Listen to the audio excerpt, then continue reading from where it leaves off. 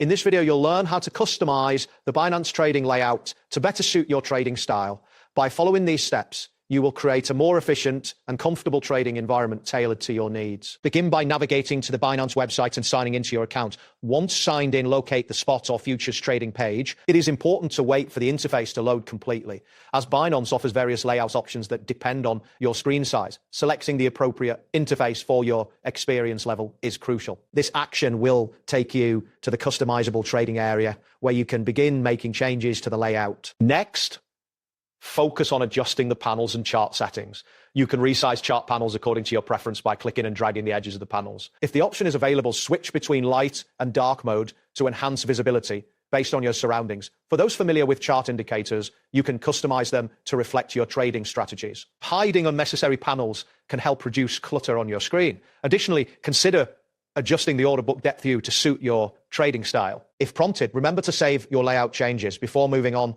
as this will ensure your adjustments are retained. After customizing your layout, it is essential to test and optimize it for usability. Place a small test trade to evaluate how quickly you can read data and execute orders. Pay attention to any areas that may feel crowded or confusing. If necessary, make further adjustments to the layout to enhance your trading experience. Once you have settled on a configuration that works well for you, save these preferred settings for future sessions.